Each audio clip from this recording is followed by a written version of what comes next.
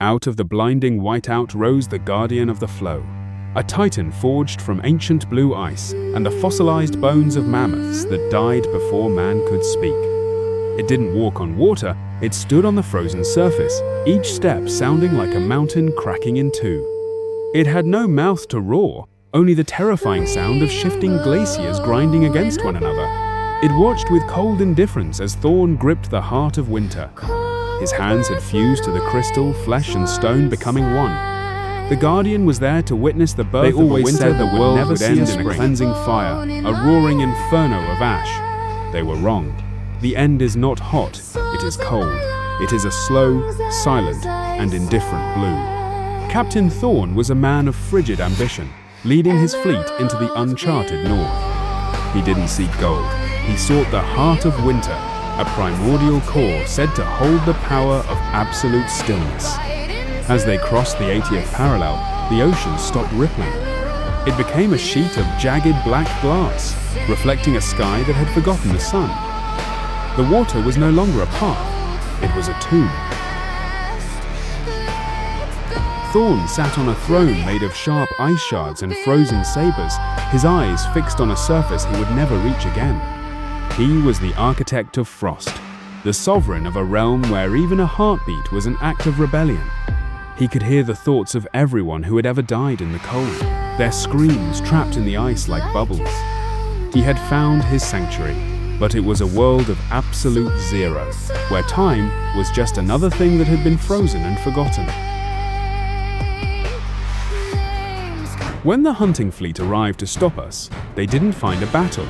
They found a museum of death. Thorn turned his cannons toward them, but they didn't fire lead or powder. They unleashed blasts of pure, absolute zero. The iron balls didn't explode. They turned the enemy's hull into glass. I watched as entire galleons disintegrated into millions of sparkling ice shards in seconds. The water behind them froze instantly, trapping the survivors in a labyrinth of jagged bergs. The North Star was a ghost ship of frost, moving through the ice as if it were mere mist. The temperature didn't just drop, it became a predator. The air turned into a jagged blade, shattering the lungs of any sailor brave enough to breathe. We watched in paralyzed horror as the North Star was claimed. The ice didn't just surround the hull, it grew out of the oak like a parasitic fungus. Our sails, once proud sheets of canvas, turned into rigid plates of razor-sharp ice. When the wind howled, they didn't flap, they shattered, raining down on the deck like diamond shrapnel. We were being digested by the cold, one splinter at a time. The ship began to sink, but it didn't fall through water, it moved through the solid ice like a ghost. We descended past the remains of Viking longships and Phoenician galleys, each layer colder and older than the last. We reached the core of the planet, a place of pure, white silence, where the ice was so dense, it began to glow with a blinding, internal light. We weren't at the bottom of the sea, we were at the very center of the world's memory, frozen in a layer of sapphire that would outlast the sun. The ocean was gone, replaced by a forest of crystalline spires reaching for the stars. The ships were suspended in mid-air, held aloft by massive translucent branches of ice that grew out of the deep. Thorn walked among them, his body a hybrid of necrotic flesh and glowing sapphire ice. Through the clear layers of the glacier beneath his boots, he could see the history of the world, laid bare skeletons of leviathans and the gold of sunken empires.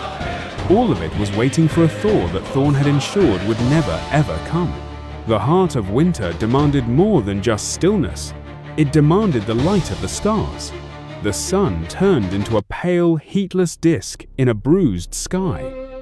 The emerald light from the crystal pulsed through the ship's icy veins, turning the blood of the crew into liquid nitrogen.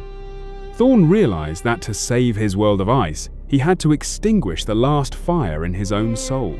He threw his lantern into the abyss and embraced the absolute cold.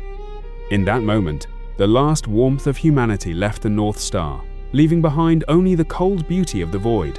The change wasn't limited to the wood and iron. Thorn's men began to transform before my eyes. Their skin took on the translucent hue of a deep-sea glacier. and their eyes clouded over with a permanent layer of frost. Every word spoken on deck froze instantly, falling to the timber as tiny, tinkling diamonds of lost sound. The ship became a silent cathedral of frost, a monument where even the rats were turned into ice statues in mid-stride. I am the wrecked pirate. I have seen the fire die and the ice reign supreme. Do not seek the heart of winter, sailors. Stillness is not peace. It is a slow and beautiful execution. The ocean is meant to flow, to rot, and to burn not to stand, as a silent monument to one man's ego. I am the voice you hear in the blizzard. I am the sudden chill in your veins. I am the memory of a sun that no longer warms the north. Beware the ice, for once it takes hold, it never lets go. Signing off from the frozen grave.